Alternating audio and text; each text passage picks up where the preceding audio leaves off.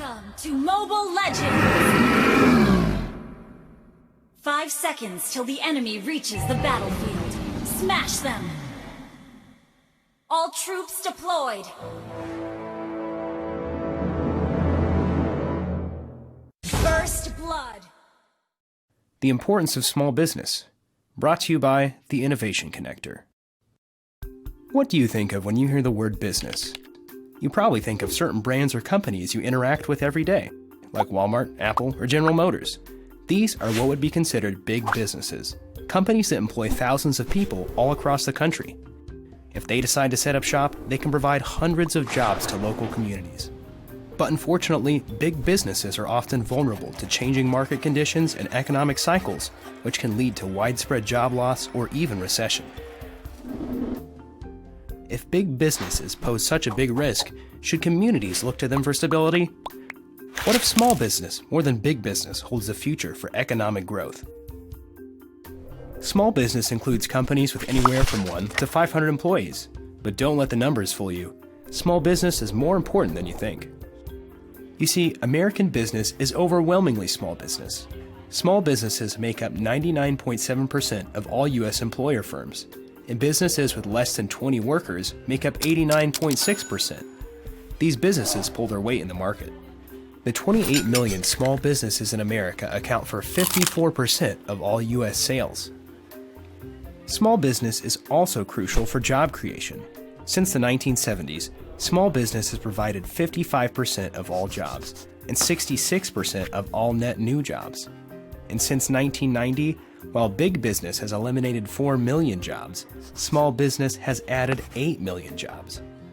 It's clear small business has a big impact on the economy. Because small business is a vital part of any community, as well as a viable alternative to big business, having a place that fosters small businesses and allows them to grow is equally vital. That's where business incubators come in. Business incubators provide critical help to small businesses at their most vulnerable time, reducing the risk of failure. 87% of firms that graduate from business incubators are still in business after 5 years. Business incubators also bring revenue back into the community. For every $1 of public spending at an incubator, $30 is generated in local tax revenue. The Innovation Connector has been serving small businesses in Muncie, Indiana, and surrounding Delaware County since 2002. During that time, they've enabled small businesses to consistently produce impressive amounts of revenue, as well as maintain livable employee salaries. The Innovation Connector is not only a gathering place for entrepreneurs and events, but also a launch point for big ideas. Since 2014, the Connector has held the Big Pitch Contest, a business pitching competition that helps the top small business creators in the area jumpstart their businesses. And with the creation of the Coding Connector in 2017, the Innovation Connector continues to redefine what it means to be a business incubator. Through the ebb and flow of a city's economy, the coming and going of big businesses, small business will remain. And as long as small businesses continue to be an integral part of the Muncie community, there will always be a place where they can start, grow, and mature. A place where they can thrive. The spread of coronavirus has wreaked havoc on daily life, grinding most of our routines and plans to a halt. Schools and universities around the world have canceled classes, professional sports leagues have suspended their seasons, Coachella was postponed, and candidates are canceling their campaign rallies. Major tech conferences around the world are scrapping their events. As of early March, the economic impact of these cancellations had surpassed $1.1 billion, and since that time, the number has only increased as more events are canceled every day. Facebook announcing that it is canceling its F8 developer conference. The mayor of Austin announcing that he's issuing an order that effectively cancels South by Southwest. These major tech conferences in particular have a large economic footprint, as attendees are a huge boon for the host cities, hotels, restaurants, and small businesses. Oftentimes, hosting a major conference involves hiring hundreds or even thousands of part-time workers. Now, these workers may find themselves out of a job, and the cities and companies themselves are facing major financial losses. Some major tech cancellations include South by Southwest in Austin, Texas, Google I/O in Mountain View, California, Facebook's F8 event in San Jose, California, and the Mobile World Congress in Barcelona, Spain. This news comes as cases of the new coronavirus, COVID-19, have slowed in China but grown rapidly outside the country's borders, throwing international and domestic markets into turmoil. Take a look at this ugly, ugly day on Wall Street. The Dow and S&P back on track for their worst month since October of 1987. You don't see days like this very often, Brian. Major cities from San Francisco to New York have banned large gatherings as diagnoses in the U.S. have soared. It's undoubtedly a smart move for public safety, but all these cancellations, particularly of major conferences, are taking a huge financial toll. COVID-19 can be characterized as a pandemic. Canceling large gatherings, both domestically and abroad, is now par for the course. This helps promote social distancing. It's a main strategy that the CDC recommends to avoid catching or transmitting the virus. We're at a point now where every large in-person event in the next few months, no matter how significant, is likely facing cancellation. But that does come at a major cost. One of the largest major tech events to get canceled due to COVID-19 is Mobile World Congress, the world's biggest exhibition and conference for the mobile industry. The GSMA, the organization behind the annual Barcelona-based event, officially called it off on February 12th, a little under 2 weeks from its supposed start date, after a number of exhibitors and companies had already pulled out. This event typically generates nearly €500 million in revenue for the city of Barcelona, draws a crowd of over 100,000 from over 200 countries, and generates over 14,000 part-time jobs. And it costs a fortune to put on. In the financial year 2017 to 2018, the last year for which the information is publicly available, the GSMA paid the trade fair organization Fira de Barcelona $40 million for its services, and $2.6 million to exhibition hotel management services around the city. But they likely won't get any of that back. GSMA's event insurance, as well as the insurance policy for individual exhibitors, do not provide coverage for these, quote, exceptional circumstances in which a communicable disease makes cancellation necessary. This means GSMA probably just can't afford to issue refunds to exhibitors, sponsors, or other attendees, since most of its annual revenue comes from the event itself. 97%, according to the organization's latest publicly available financial data. That's bad news, since a standard admission ticket costs the equivalent of $872. It's a huge blow, but they're far from the only ones facing this reality. For many, the news that Austin's South by Southwest Festival would be canceled may have come as the biggest shock of all, as it's a staple on the cultural calendar. The annual 10-day-long event features film, music, and interactive tech. There are live concerts, film screenings, and endless presentations and panels to attend, scattered throughout the city of Austin itself.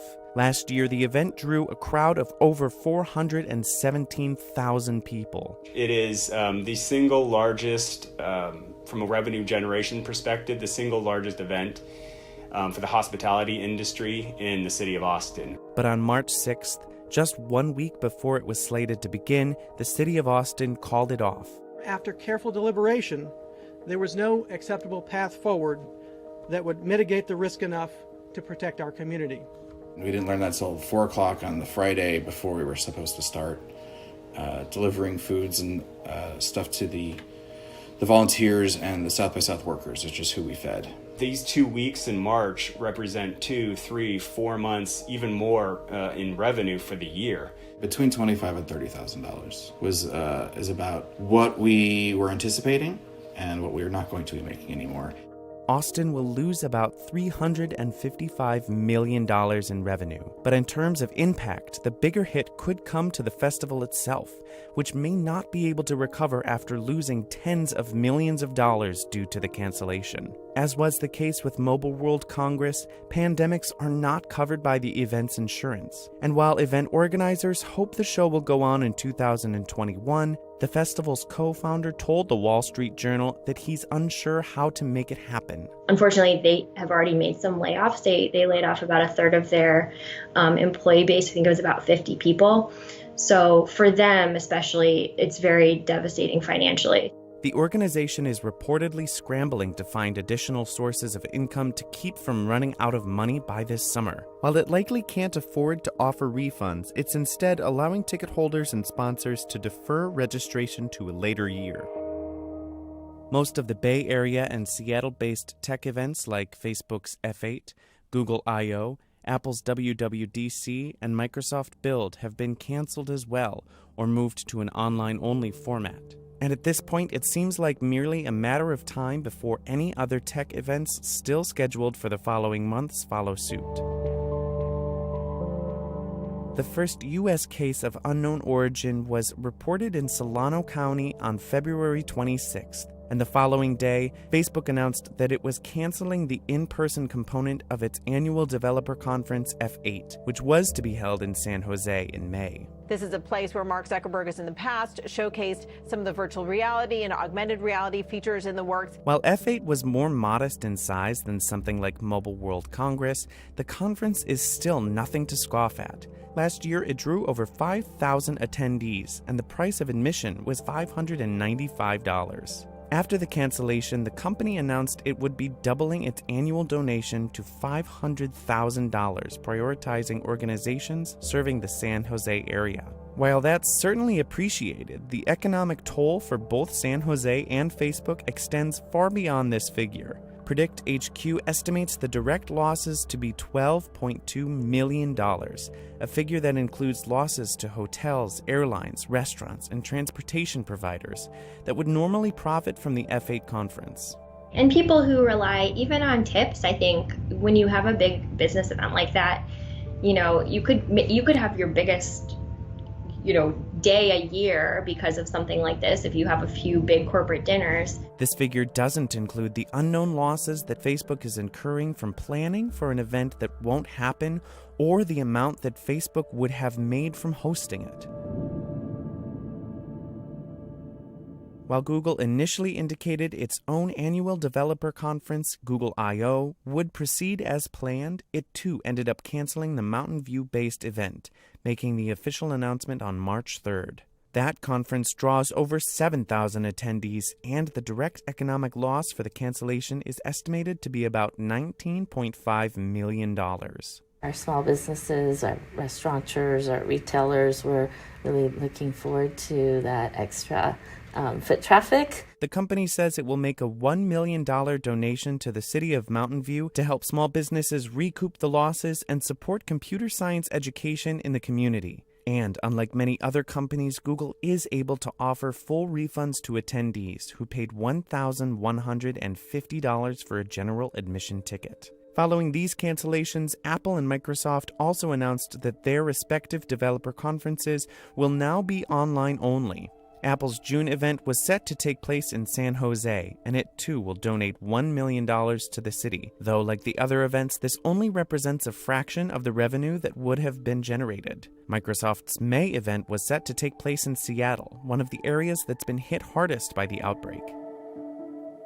Amid these announcements, the spread of the virus has worsened, and city officials have been banning large gatherings altogether, even as they struggle with the inevitable economic fallout. One business restaurant owner mentioned they had lost 70% of their business.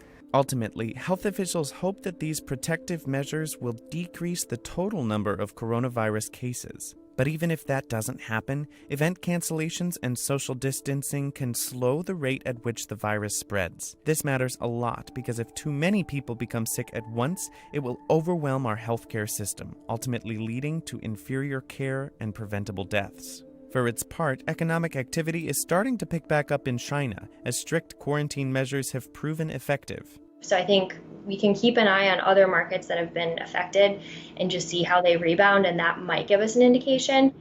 And if China continues the way it is now and we follow in that path, and that's a lot of ifs, but that might indicate that things really do improve in the next couple months. But while we exist in this period of uncertainty, every major gathering, no matter how important or economically impactful, is being called into question. Perhaps most devastating of all is the uncertainty surrounding the 2020 Olympics, set to begin this July in Tokyo.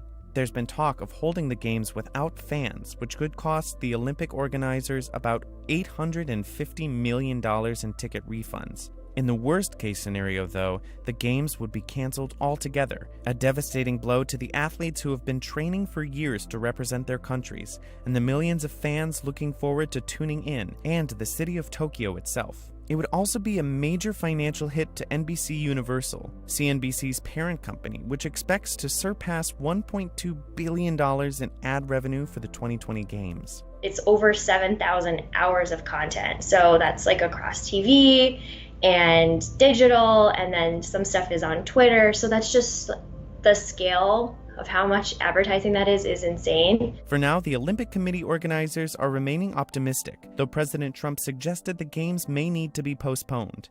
As with everything else right now, we just have to wait and see. From a business perspective, I don't think we will have ever experienced this, or hopefully we'll ever experience again.